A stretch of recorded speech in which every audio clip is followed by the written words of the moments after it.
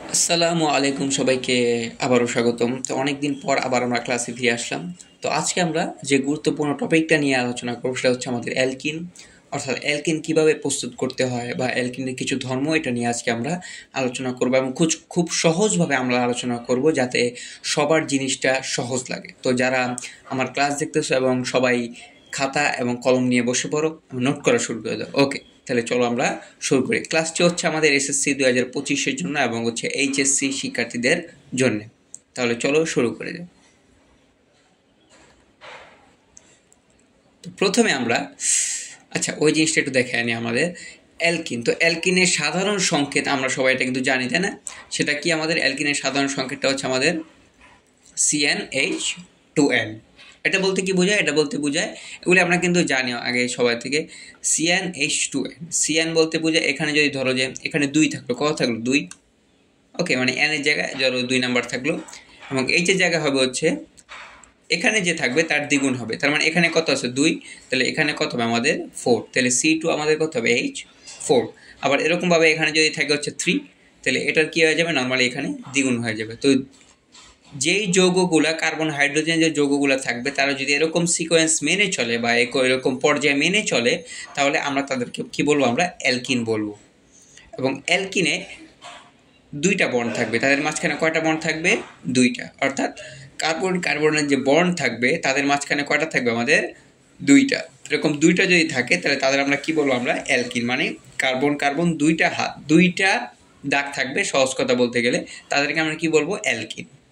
অর্থাৎ এই সিকোয়েন্স এবং এই নিউমোর্যায় তারা কি হবে? আমাদের অ্যালকিন হবে। এবার চলো আমরা কিছু নামকরণ দেখে নিই। ওকে, নামকরণগুলো কি কি দেখো এখানে আমরা যদি একটু খেয়াল করি সবাই।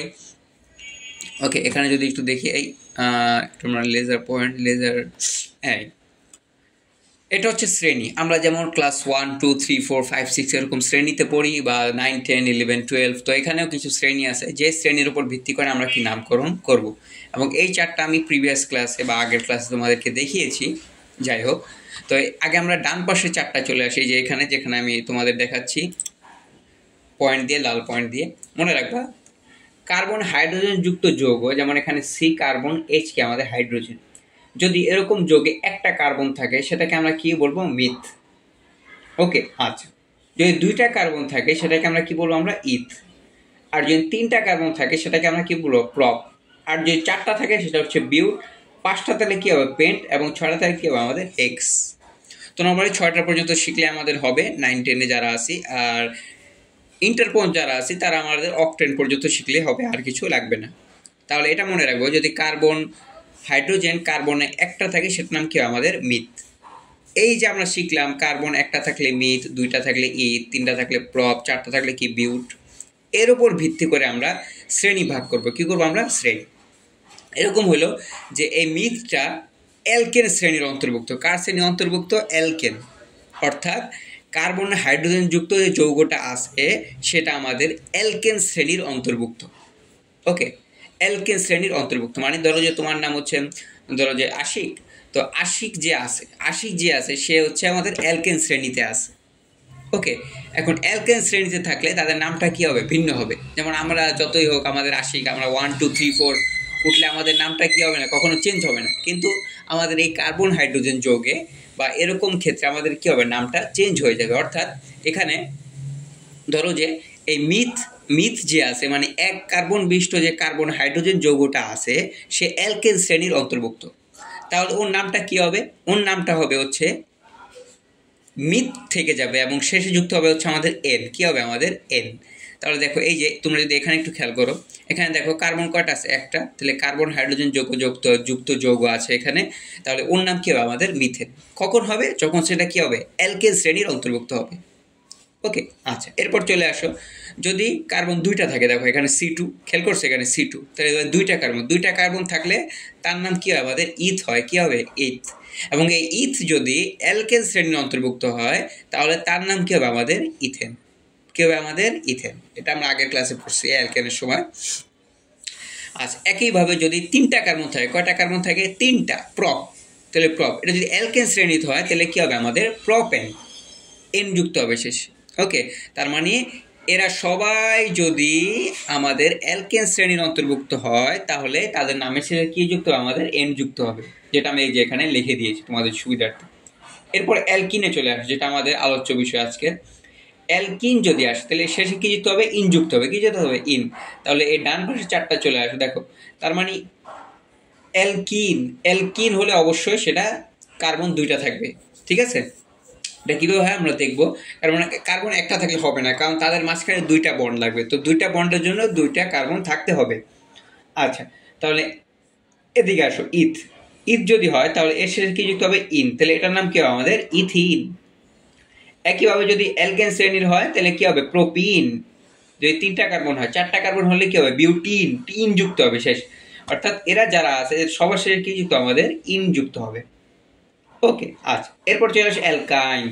এখানে আইন যুক্ত হবে। কি যুক্ত হবে? আইন। তো একইভাবে আমাদের মিথটা বাদ চলে যাবে, কারণ ওইটা হচ্ছে অ্যালকেন শ্রেণীর অন্তর্ভুক্ত, তো এটা বাদ চলে যাবে, কারণ এখানে একটা কার্বন, ঠিক আছে? একটা কার্বন দিয়ে জাস্ট আমাদের কি হয়? অ্যালকেন হয়।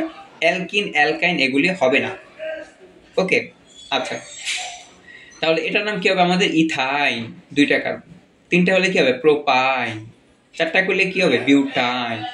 ওকে, তাহলে পাঁচটা হলে কি হবে? পেন্টাইন। এরকম। ওকে, এগুলোর উপর ভিত্তি করে, এগুলোর উপর ভিত্তি করে।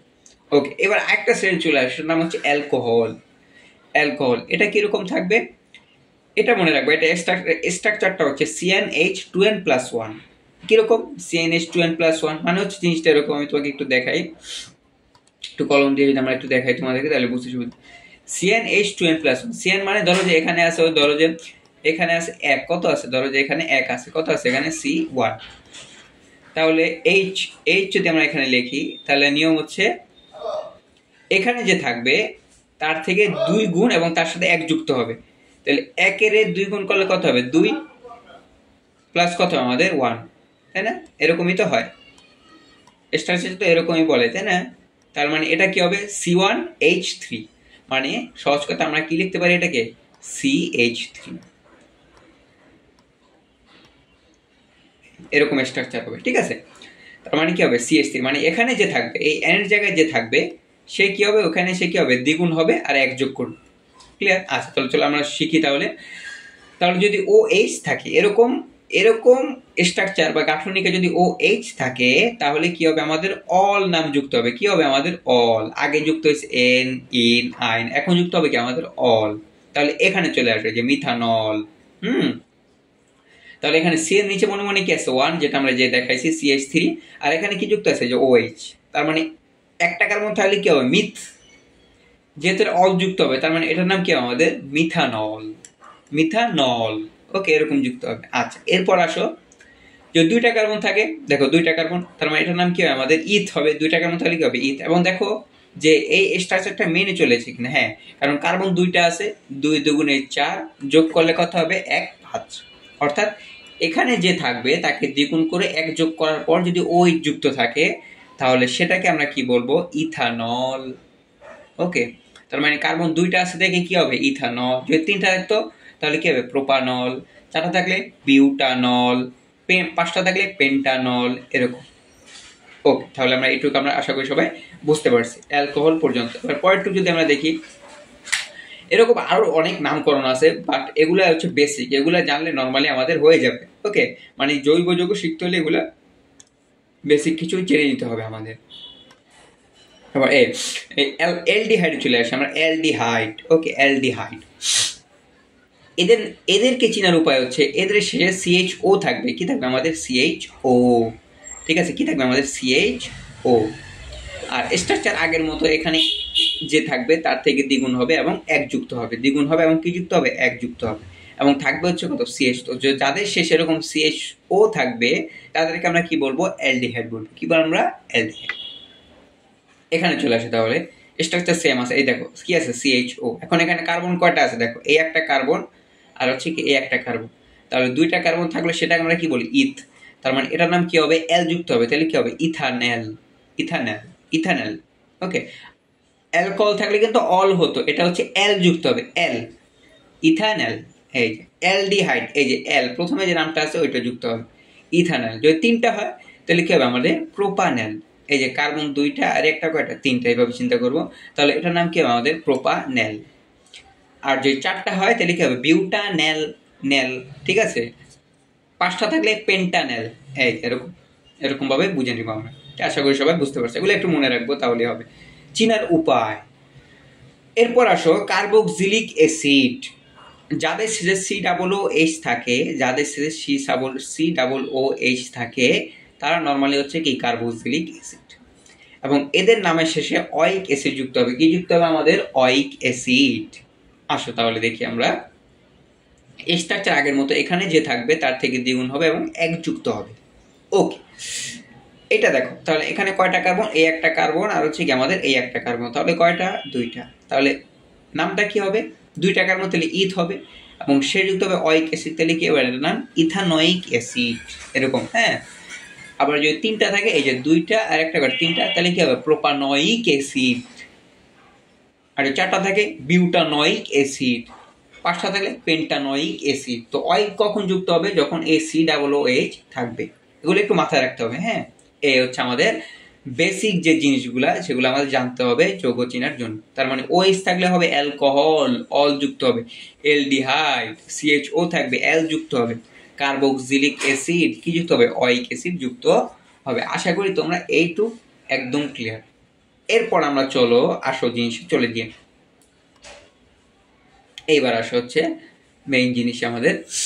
দেখো এখানে কি বলছে, আমরা কি করব এখন? আমরা প্রস্তুতি শিখবো। কি শিখবো? প্রস্তুতি মানে হচ্ছে অ্যালকিন যে আছে, অ্যালকিন যে আছে সে কিভাবে তৈরি হয়, এটা কিন্তু পরীক্ষায় আসে। হ্যাঁ, অন্য কিছু না আসলেও এটা আসবে যে একটা যৌগের প্রস্তুতি বা তুমি কিভাবে তৈরি করবা, এটা হচ্ছে মেইন জিনিস। এই জিনিসগুলোকে আপনাদের জানতে হবে। ওকে, তাহলে আমরা কি তৈরি করব এখন? আমরা তৈরি করব হচ্ছে অ্যালকিন তৈরি করব। কি তৈরি করবো আমরা? অ্যালকিন। অ্যালকিন মানে কি? যাদের গঠনটা থাকবে কি CnH2n, ক্লিয়ার? মানে এখানে যে থাকবে তার কি হবে? এখানে দ্বিগুণ হবে।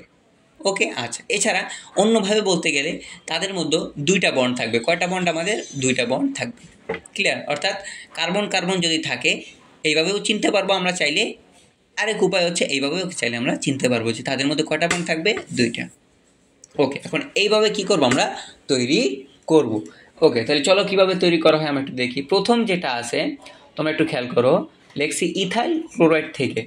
মানে ইথাইল ক্লোরাইড থেকে আমরা চাইলে এই অ্যালকিন, এই যে CnH2n কি তৈরি করতে পারি। এছাড়া আরও অনেকভাবে তৈরি করা হয়, কিন্তু আমরা কি এইভাবে শিখব যেগুলো আমাদের বইতে আছে নির্দিষ্ট করে। আচ্ছা, তাহলে ইথাইল ক্লোরাইড। এবার চলো ইথাইল ক্লোরাইড কিভাবে, মানে কীভাবে আসলো দেখো। হ্যাঁ, ইথাইল ক্লোরাইড কোনটা যদি আমরা বলি, এইটা হচ্ছে এই যে এইটুকু অংশ হচ্ছে আমাদের ইথাইল ক্লোরাইড। এই যে এইটুকটা কীভাবে ইথাইল ক্লোরাইড নামকরণ হলো দেখো। এখানে কার্বন কয়টা? এই একটা আর এই একটা, কয়টা? 2টা। তাহলে কী হবে? ইথ। এরপর যদি এরকম হয় দেখো, আমরা যদি একটু ভাঙ্গা লিখি যে সি কয়টা আছে? 2টা। তাহলে আমরা লিখলাম নিচে হচ্ছে C2, তারপর দিলাম H। ওকে, দেওয়ার পর এখানে দেখো হাইড্রোজেন কয়টা? 3 আর 2 কত? 5। এখানে আছে কয়টা? 5টা। আর এখানে কি আছে? আমরা ক্লোরিন, আমরা ভেঙে নিলাম বোঝার জন্য। তাহলে এখানে দেখো এই কার্বন নিচে কত আছে? 2, আর হাইড্রোজেনের নিচে কত আছে আমাদের? 5। তাহলে দেখো এই 2টাকে দ্বিগুণ করলে কত হয়? 4, আর 1 যোগ করলে কত হয় আমাদের? 5। তার মানে বোঝা যায় যদি এরকম স্ট্রাকচার থাকে যে CnH2n +1, এরকম যদি স্ট্রাকচার হয় তাহলে তাদের নামের শেষে আমরা যুক্ত করবো হচ্ছে আইল। কি যুক্ত করবো আমরা? আইল। ওকে, এটা সহজ জিনিস। ওকে, এরকম যদি থাকে আইল, এর বাকি যা থাকবে তাই একই। তার মানে এখানে দেখো দ্বিগুণ হয়েছে, 2 দুগুণে 4, আর আমরা কি যোগ করছি? 1 যোগ করছি, তাহলে কত হয়? 5। তার মানে এটার নাম কী হবে আমাদের? ইথাইল। যদি একটা থাকতো, একটা বলতে কি বোঝায়? একটা বলতে এরকম বোঝায় CH3। হ্যাঁ, তো এটার নাম কী হবে আমাদের? একটা কার্বন, তাহলে কী হবে? মিথাইল। যদি 3টা থাকতো তাহলে কী হবে? প্রোপাইল, আগের মতো। এটাকে নাম, তার মানে এটার নাম কী হবে আমাদের? Ethyl chloride. ওকে, যেটা আমরা লিখেছি ইথাইল ক্লোরাইড থেকে। এরপর এটার সাথে আমরা সোডিয়াম হাইড্রোক্সাইড দিব। কী দিব আমরা? সোডিয়াম হাইড্রোক্সাইড, ক্ষার দিলাম। দেওয়ার পর দেখা গেছে এই যে দেখো এখানে স্ট্রাকচার দেখো CH2 ডাবল বন্ড CH2, এই যে ডাবল বন্ড পাইছো। আমি বলছি যেখানে ডাবল বন্ড থাকবে সেটা কী হবে আমাদের? অ্যালকিন হবে। কী হবে আমাদের? অ্যালকিন হবে। এখন কিভাবে হলো আসলে বিক্রিয়াটা? তো আমি সবাইকে একটা টেকনিক শিখিয়ে দিই সবসময়, যে তুমি কি তৈরি করতেছো আগে এই জিনিসটা খেয়াল রাখবা। তুমি তৈরি করতেছো আমাদের কি অ্যালকিন তৈরি করতেছো, কি অ্যালকিন, অ্যালকিন তৈরি করতেছো। ওকে, তাহলে অ্যালকিন তৈরি করার উপায় হচ্ছে তাদের মাঝখানে কয়টা বন্ড থাকবে, দুইটা, অথবা তারা হবে কি দ্বিগুণ। তার মানে এদেরকে যদি আমরা একটু চেক করি, চলো দ্বিগুণ হয় কিনা। বন্ড আমরা বুঝলাম যে এখানে কয়টা বন্ড আছে, দুইটা অ্যালকিন। দেখো সি, একটা কার্বন কয়টা, দুইটা, লিখলাম C2। ওকে, এইচ লিখলাম, লেখার পর এখানে হাইড্রোজেন কয়টা আছে, এই দুইটা আর হচ্ছে এই দুইটা, কয়টা, চারটা। এই দেখো C2H4। হ্যাঁ, তাহলে দেখছো, তার মানে এই জিনিসটা এটা কি আমাদের মেনে চলে, তার মানে এটা কি আমাদের একটা অ্যালকিন। তো তুমি যেইভাবে বুঝো কোনো অসুবিধা নাই, চাইলে তুমি এটাও লিখতে পারো, চাইলে তুমি কি এটাও লিখতে পারো, কোনো অসুবিধা নাই। আশা করি সবাই বুঝতে পারছো, ভাঙা বুঝালাম। ওকে, যেন সবার বুঝতে সুবিধা হয়। এই তো চাইলে তুমি অনেক কিছুই লিখতে পারো, কোনো অসুবিধা নাই। ওকে, তাহলে কীভাবে তৈরি হলো ব্যাপারগুলো একদম ইজি বলতে এখানে কি আছে দেখো, সোডিয়াম আছে। তো সোডিয়াম হচ্ছে আমাদের কি সোডিয়াম, আর এখানে কি আছে আমাদের ক্লোরিন। তাহলে সোডিয়াম কি করবে, ক্লোরিনকে আকর্ষণ করবে। ওকে, সোডিয়াম ক্লোরিনকে ভালোবাসে, তাহলে এখানে তৈরি হয়ে যাবে আমাদের কি সোডিয়াম ক্লোরাইড। ওকে, আচ্ছা, আর কি হবে দেখো, এখানে কি আছে OH। তো ও বানাতে হবে হচ্ছে পানি, আমি আগেই বলে দিচ্ছি যেখানে হাইড্রোজেন অক্সিজেন থাকবে এখানে পানি তৈরি হবে। ও বানাতে হবে হচ্ছে পানি, তার মানে পানির জন্য কী লাগবে, আরেকটা হাইড্রোজেন লাগবে। তো সেখান থেকে একটা হাইড্রোজেন সে নিয়ে নিলে কী হয়ে যাবে, আমাদের পানি উৎপন্ন অটোমেটিক হয়ে যাবে। তারপর বাকি কী থাকে তুমি চেক করলে আসলে পেয়ে যাবে যে বাকি আসলে কি থাকে এই ব্যাপারগুলো। হ্যাঁ, এভাবে হয়ে গেল। তার মানে তুমি বুঝবা যে কখন তোমাকে কি তৈরি করতে হবে। তাহলে আমাদের এভাবে কী পেয়ে যাবো, আমরা অ্যালকিনটা পেয়ে যাবো। তাহলে তুমি এটাকে একটু আগেই বলছি আমরা, চাইলে এটাকে C2H4 আকারেও লিখতে পারো, কোনো অসুবিধা নাই, একই জিনিস।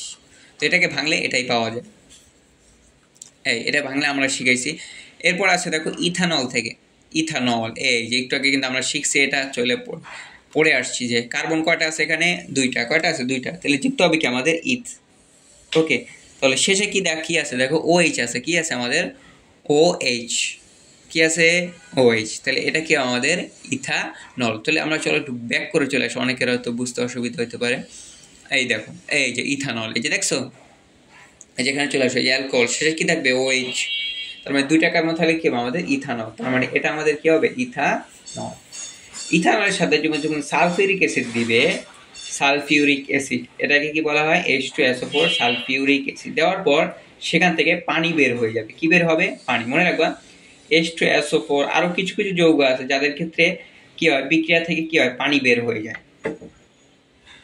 ওকে, এইভাবে বুঝতে পারো। তুমি কি বের করবে এখান থেকে, তুমি বের করবে হচ্ছে CnH আমাদের কত 2n।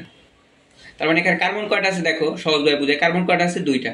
তার মানে দুই কার্বন বিশিষ্ট আমাদের অ্যালকিন তৈরি হবে। কি তৈরি হবে, অ্যালকিন। তাহলে দুই কার্বন বিশিষ্ট কি তৈরি হতে পারে, এটা না, C2 অথবা আমাদের H4। এটা হচ্ছে কি আমাদের দুই কার্বন বিশিষ্ট অ্যালকিন। এই দুই কার্বন বিশিষ্ট অ্যালকিন তৈরি হওয়ার বাকি যা আছে সবগুলো তুমি বাদ দিয়ে দিবা, বাকি যা আছে সবগুলো দিয়ে তুমি বাদ দিয়ে একটা যৌগ গঠন করবা। তার মানে এখান থেকে তুমি এক কাজ করো, তুমি C2H4 নাও। এখানে কয়টা কার্বন আছে দেখো, এখানে কিন্তু 5টা আছে, 3টা আর 2টা কয়টা, সরি 5টা হাইড্রোজেন আছে, 3টা আর 2টা কয়টা, 5টা, তাহলে 4টা নিয়ে নিছো, বাকি কয়টা থাকে আমাদের, একটা বাকি থাকে। এই একটা হাইড্রোজেন এই OH এর সাথে পানি গঠন করবে। তাহলে OH আর হচ্ছে OH, হাইড্রোজেন কয়টা আছে এখানে, 2টা, তাহলে কি হবে আমাদের H2O। দেখো এই সেই আমাদের H2O, দেখছো কত সহজ। তুমি কল্পনা করবা তোমাকে কি তৈরি করতে হবে। ওকে, তাহলে এখান থেকে অ্যালকিন তৈরি করতে হবে। এখন অনেকে বলবে স্যার এখানে তো বলা থাকবে না, বলা না থাকলেও বুঝে নিবা যে যেহেতু এখানে H2SO4 আছে, এছাড়া বিভিন্ন নাইট্রিক অ্যাসিড থাকলেও এই ঘটনা ঘটবে। H2SO4 ওরা কি করে, বিক্রিয়া থেকে পানি বের করে দেয়। তাহলে OH এখানে একটা হাইড্রোজেন লাগবে, তাহলে পানি বের হয়ে গেলে এখানে কি হবে আমাদের, এটা তৈরি হবে। তো চাইলে এভাবেই লিখতে পারো, কোনো অসুবিধা নাই, একই কথা।